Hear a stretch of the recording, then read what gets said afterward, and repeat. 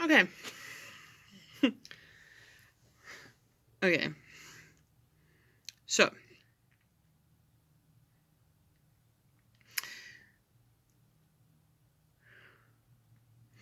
as I myself has statistically established during the existence of my foundation, the Institute for Man's Harmonious Development is due to the fact that future representatives of this typicality have never, either with a view to the real understanding of actuality, or in the period of their preparatory age, or again, the period of their responsible life, absolutely never, and in spite of the obvious necessity of such a step, laid themselves open to experience, but have contented themselves with other people's fantasies, forming from them illusionary concepts, and at the same time limiting themselves to the intercourse with those like them, and have automatized themselves to a point of engaging upon the authoritative discussions of all kinds, seemingly scientific, but for the most part, abstract themes. Although I too,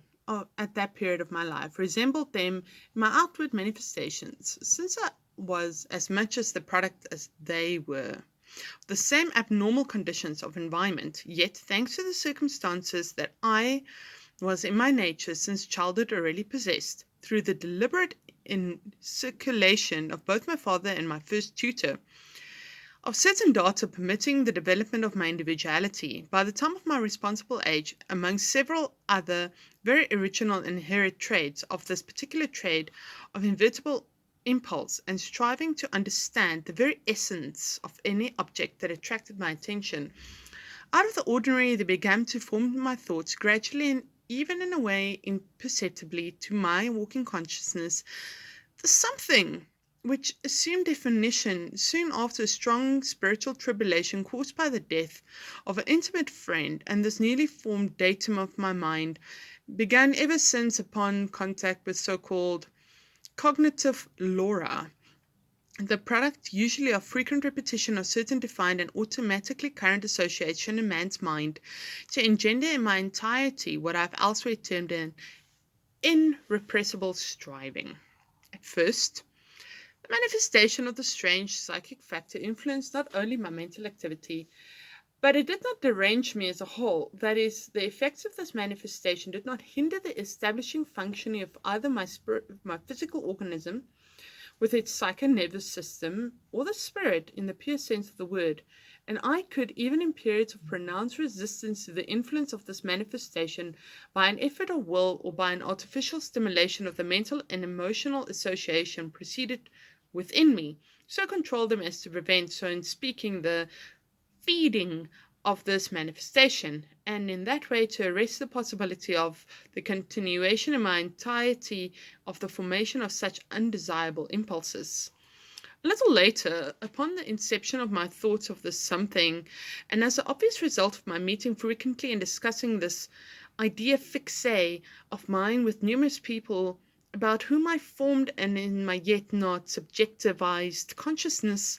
and thanks to the widespread opinions of certain great authorities concerning these so-called wise-arcing questions, certain precise impressions automatically influencing me, my general psyche, and as in the course of discussion with these authorities, as I represented to myself now, there revived within me a sense of full seriousness and profundity of these questions, the consequences and real significance of the manifestations peculiar to this extraordinary striving gradually began to make itself felt in all the parts of whose totality coincided with my being,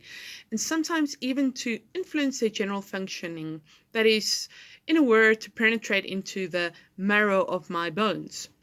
The degree of fusion with my being and the dominating influence on my psyche of this particular factor was such that after 4 or 5 years I fell completely under its power, and then it has like a itching itch, constantly compelled the whole of me or the separate parts of my general individuality, cost what it may, to elucidate everything for the cognition of all which can serve as a final solution to these, for me, cardinal question. Having become my inner life in the full sense of the word, a slave of such aim, obviously instilled by the will of fate in my entirety. From that time onwards, first compelled only by it, and shortly afterwards also stimulated quite often by my own consciousness, I lived absorbed in these researches until the year 1892. This above-mentioned self-stimulation by means of my consciousness began to take place in me as a result of experience in all my being, a particular feeling, a mixture of self-satisfaction and pride, in which arose in me every time I made an accidental or half-foreseen verification, and in course of my further investigations of ever new and new facts concerning people's lives in general,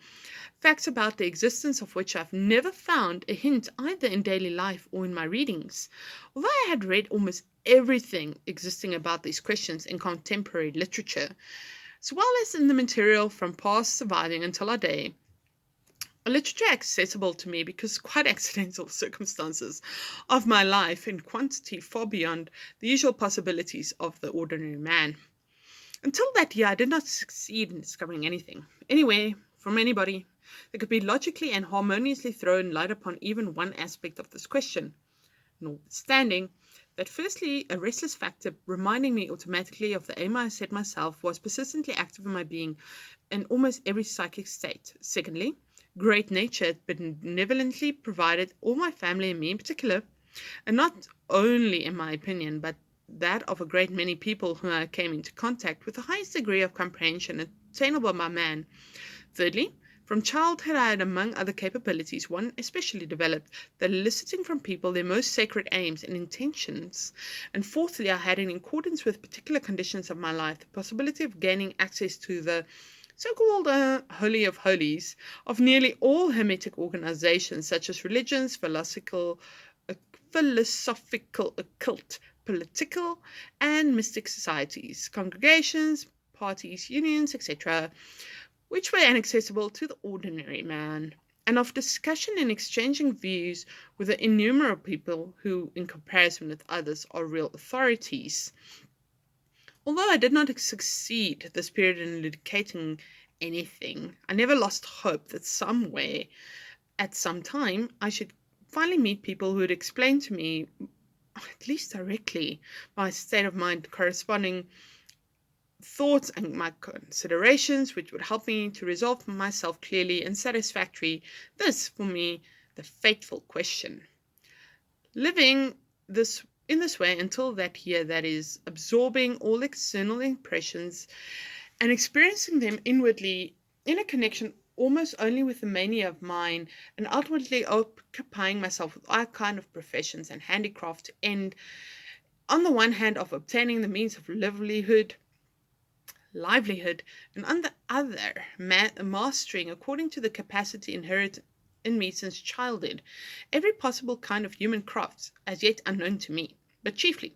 to the end of adapting myself in a more or less corresponding way to the particular conditions of the moment, conditions which I frequently changed in order to realize as an aim of mine. I arrived then, in the above-mentioned year, at the definite conclusion that it would be utterly impossible for me to find out what I was looking for among my contemporaries, and therefore decided one day to abandon everything and retire into a kind of definite period into complete isolation away from all manifestations of the outer world, and to endeavor by means of active reflection to attain this for myself, or to think out some new ways for my fertile researches. This took place during my stay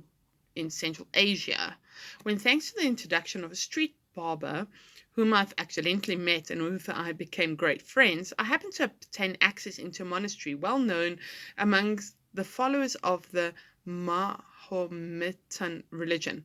and I availed myself to the hospitality of the good brothers. Once, after a talk with some of the brothers of this monastery and about the nature and quality of human faith and the consequence of the actions of the impulse of man, I, under the influence of this discourse, became still further convinced that I must abide by my decision and profit immediately by this opportunity in this very monastery. Retiring into isolation that very evening, I put myself into the necessary state and began seriously meditating upon my situation and my future conduct. Following the necessary and to me already familiar method customary to all initiates of that branch of ancient science called the laws of contemplation, consisting in the given case chiefly of the remembering and reviewing of all the already existing categorical convictions on the subject. I began to confront the different facts I personally and fully conceived of all kind hypotheses and conjectures, which I had heard from the different authoritative people who, compared with others, were possessive of really great knowledge and also attained to a state of being corresponding to this knowledge. As a result of pursuing this method for 3 days, which I did not arrive at any definite conclusions, I still became clearly and absolutely convinced that the answers I was looking for, and which in their totality might throw light on the cardinal question of mine, can only be found if they were at all accessible to man in the sphere of man's subconscious mentation. Then I became firmly convinced also that for this purpose, it was indispensable for me to perfect my knowledge of all the details of the formation and all the mechanism of the manifestations of man's general psyche. Arriving at this categorical conclusion, I began again, for several days and in my habitual manner, to think almost uninterruptedly about what should be done in order to create the requisite satisfactory and worldly conditions to make it possible for the study of such an unexpected problem. Still, completely a slave of these deliberations, I left the monastery and took up my wanderings again, this time with no definite plan of action. During these uninterrupted peregrinations of mine from place to place, and almost in a continuous and intense reflection about this, I at last formed a preliminary plan in my mind. Liquidating all my affairs and mobilizing all my material and other possibilities, I began to collect all kinds of written literature and oral information still surviving among certain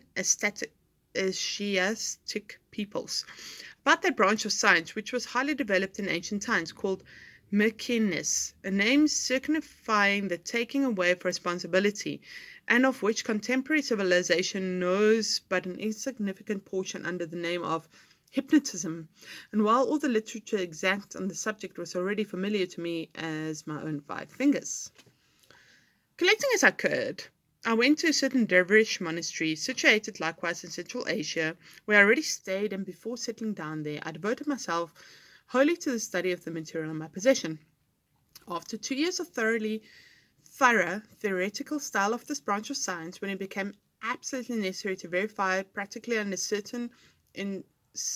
desirable details, not yet sufficiently elucidated by me in theory, of the mechanism of the function of man's subconscious sphere, I began to give myself out to be a healer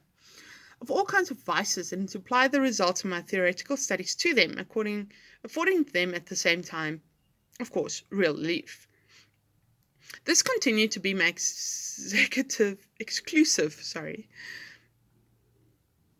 preoccupation and manifestation of 4 or 5 years in accordance with the essential oath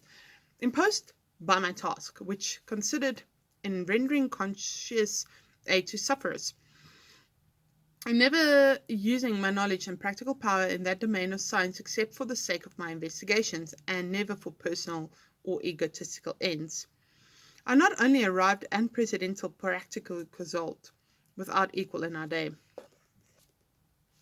but also eradicated almost everything necessary for me. In that short time I discovered many details in which might contribute to the solution of the same cardinal question, as well as many secondary facts, the existence of which I had scarcely suspected.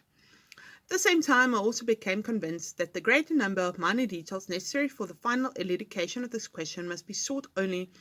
not in the sphere of man's subconscious mentation, but in the various aspects of the manifestation of his state of walking consciousness. After establishing this definitely, thoughts began again to, from time to time, swarm in my mind, and as they had done years ago, sometimes automatically, sometimes directed by my consciousness, thoughts as to the means and of adapting myself now to the conditions of ordinary life without me, with a view to elucidating finally and infallibly this question, which obviously had become a lasting and inseparable part of my being. During this time of my reflections recurred periodically during the 2 years of my wanderings on the continents of Asia, Europe, and Africa, resulted in a decision to make use of my exceptional for the modern man knowledge of so-called supernatural sciences, as well known as my skills in producing these different tricks in the domain of the so-called sciences, and to give myself out to be in these pseudo-scientific domains, a so-called professional professor instructor, professional instructor, no, professor instructor. It must be said that the main reason for this decision was my realization of the fact that at that time, there was among men widely prevalent and specific psychosis, which had been long established, attains periodically a high degree and is manifested by people giving themselves up to the various woeful ideas in these spheres of quasi-human knowledge, which in different epochs bore different names, which today is called occultism, theosophism, and spiritualism, etc.